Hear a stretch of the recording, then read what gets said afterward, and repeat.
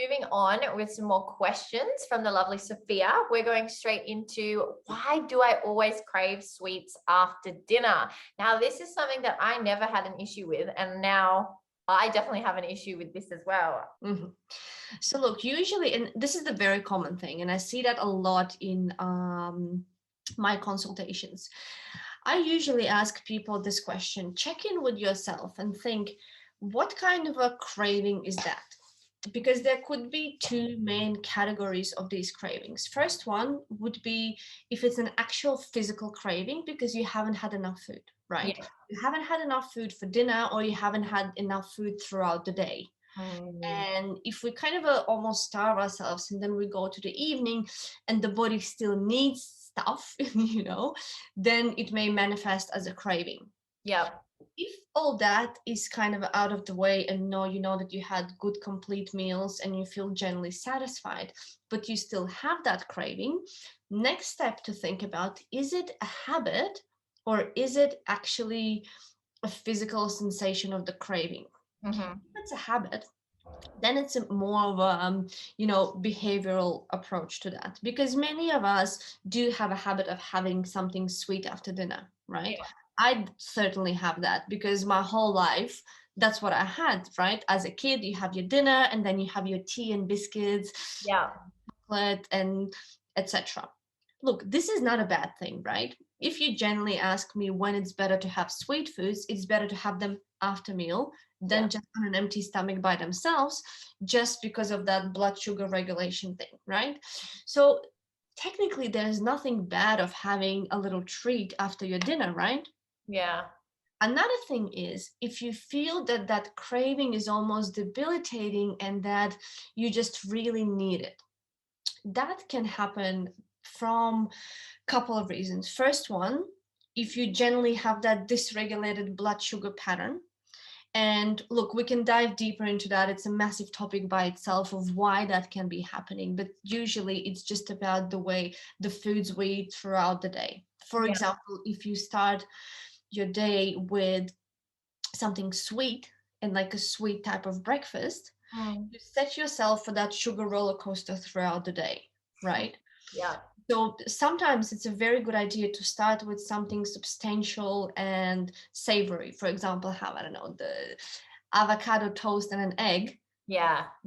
as opposed to have muesli and berries. Yeah. Even No. though it's a healthy meal, right? But it's about what spikes your blood sugar levels Yeah. and what doesn't. And if you spike it in the morning, sometimes, yes, we can see that it keeps going up and down throughout the day, and we crave stuff in afternoon, and we crave stuff after dinner.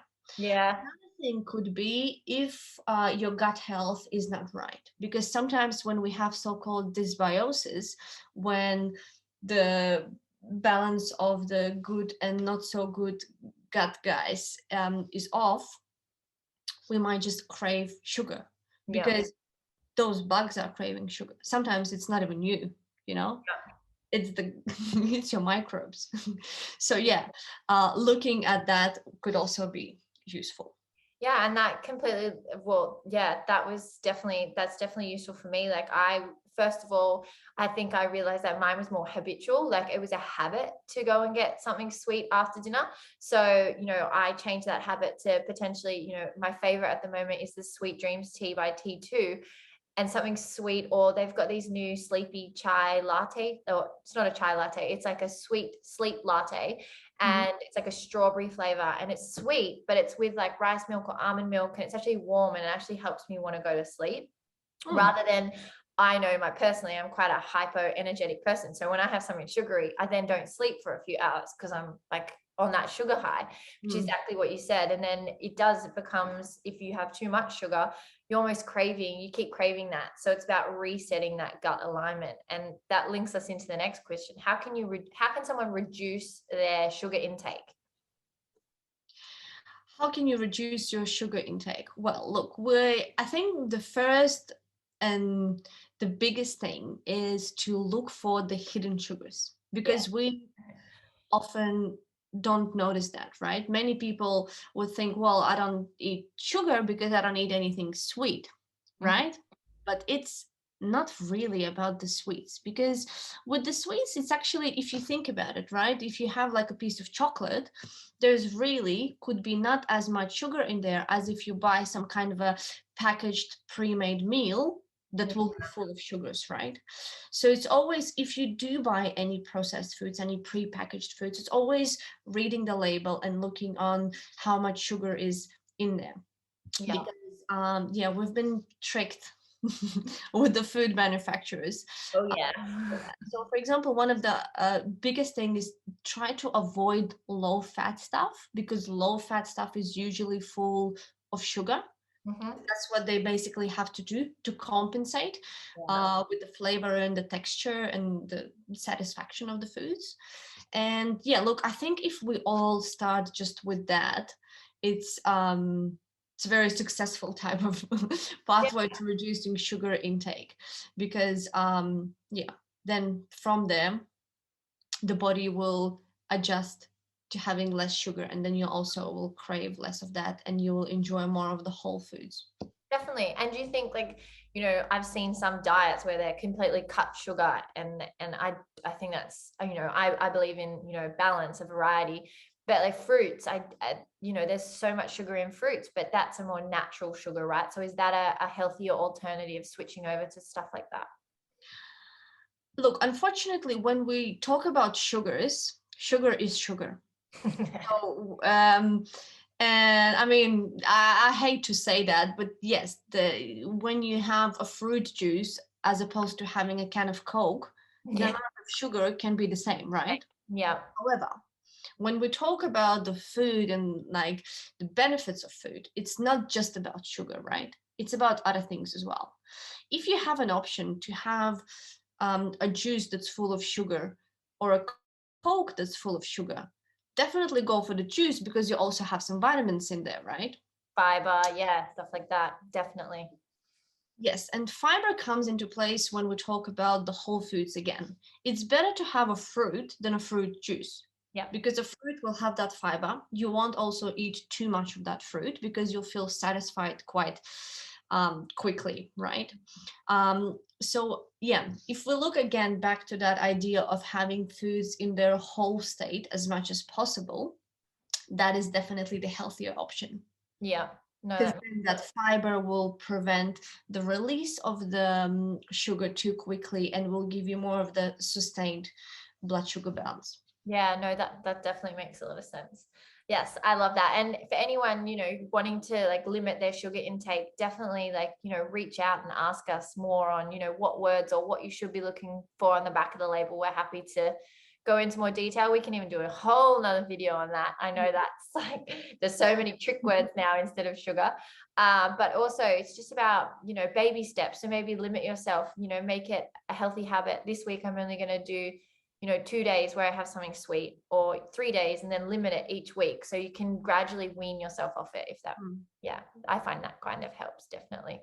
Yeah. And you know, another thing is also what I'm trying to kind of the message that I'm trying to spread. It's not much about limiting and restricting yourself, but thinking about what do you add? Because often we, as we discussed before today, often we crave sugar because it's the easiest thing to crave, right? Sometimes we just actually crave nutrients and we crave energy. But sugar is the simplest form of energy, and it's your body rarely craves, you know, a bit of a macadamia and an almond, right? As a fat and extra protein and mineral thing. Your body craves sugar because your body evolutionarily knows that it gives that quick energy hit, right? So sometimes just thinking about, was your meal complete? Have you had enough of the nutrients? Now there's lots of new research that actually looks that we potentially are not satisfied and don't feel full until we hit our protein and fat goal. Yeah. Especially omega-3 and some of the proteins, things like glutamine, right? So making sure that you had enough protein, that you had some good amount of healthy fats, may potentially just cut off your sugar cravings, just because you will be satisfied and nutritiously what's the word? It'll come to you. Yeah, exactly. Nutritiously complete. I love that. Yeah. So yeah, no, that definitely has helped me. When I up my protein and definitely good fats, that definitely did notice a difference in how much the sweet stuff I was craving. Yeah. Mm.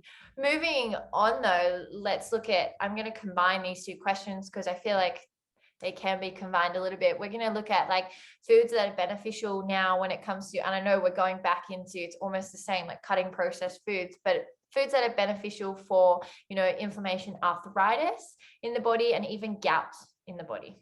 Mhm. So when we look at, if we start with the arthritis, right? Arthritis is the very inflammatory type of condition, right? And so first of all would be, again, adapting more of the anti-inflammatory diet and lifestyle as opposed to pro-inflammatory one. Yeah. Second thing that would be quite useful is things like fish oil. So making sure you have enough of good fatty fish like salmon, sardines, mackerel, because of that omega-3 content. And Yeah. omega is like lubricating and anti-inflammatory for the body. In terms of the herbs, turmeric and ginger are really great for arthritis as well, because they're warming and circulating and like anti-inflammatory, pain relieving ones. Yeah. Another thing that's quite hyped these days is collagen. Yes. And collagen in a supplement form or just in the form of having bone broths is not just good for your skin, which is the connective tissue, but all other connective tissues in the body and joints including. Yeah. So if you ever have any kind of a painful joints or like arthritic situations, topping up that collagen may help with some of the symptoms. In terms of the gout, it's a bit more specific, and there is you kind of, as with any condition from naturopathic perspective, you want to see where is it coming from. And when we talk about the gout, it's when you deposit these like urate crystals and you don't properly clear it through your body. So seeing like what can be standing in the way of you to processing properly. And some of the dietary suggestions for the big ones, it would be to try reduce excessive meat, fish, shellfish. So maybe adapting more of a plant-based diet. That's been shown to be good. And also make sure you drink enough water, because that's another thing that's quite simple on the surface, but we often forget that we need to kind of flush things through, and nothing does it better than a simple water.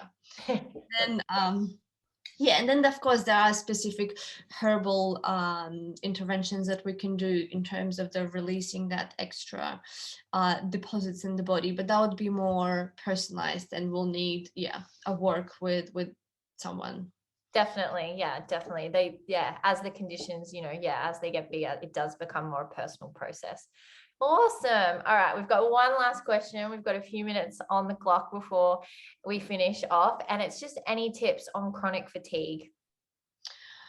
Oh, look, fatigue is the big one. Fatigue is the big one because we have to remember that fatigue is the symptom. It is not something that happens by itself, right? Trying, how to put it?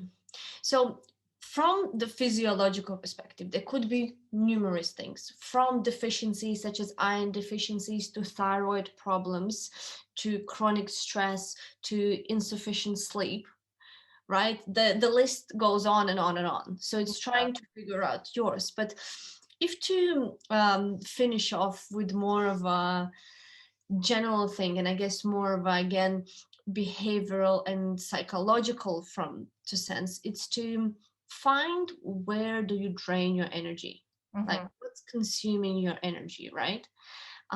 Quite often we are engaged in the activities that do drain our energy and we feel absolutely exhausted and depleted without knowing that, right?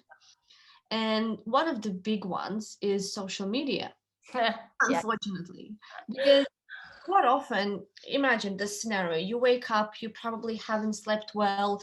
If you have kids, you prepare them in the morning, and then you have to organize for the day. You go, you run, and you work, you come home, some like food cooking and washing, and like you basically overwhelmed, right? And then you have this 1 free hour a day, and you sit on a couch and you open your phone and you just scroll through Instagram for that 1 hour, and Yeah. then you go back to your busy life. Yeah. You're going to be exhausted. Yeah. Try to find those moments of kind of a free time during your day and spend that on nurturing yourself, taking a bath, going for a walk, having a nap. People forget about the importance of naps, Yeah. That's so especially true. in these busy days. And also with sleep, you and me talked today earlier about prioritizing sleep. It Mm. almost became kind of a shameful thing to willing to sleep more. Yeah. Sleep is your best immune booster, your best nootropic, your best, skin supplement and mood supplement. And Yeah. literally, Definitely. again, list goes on. So just trying, yeah, to be more careful with where you spend your energy and how you replenish your energy stores. Yeah, definitely. Like, yeah, my number one tip with chronic fatigue is definitely nourishment. So, what type of foods are you eating? Are they whole foods? I like those plants from the ground, that ground kind of element. It almost helps with like natural energies rather than getting that quick hit sugar processed food. So yeah, definitely. Well, we've had such a good chat today, Sophia, and I hope everyone gets a lot out of that. Obviously, we will definitely, I know there's so many questions. We'll definitely see if we can answer some more questions for you. But in the meantime, guys, if you'd like to contact Sophia, just reach out to me and I can put you in contact with her.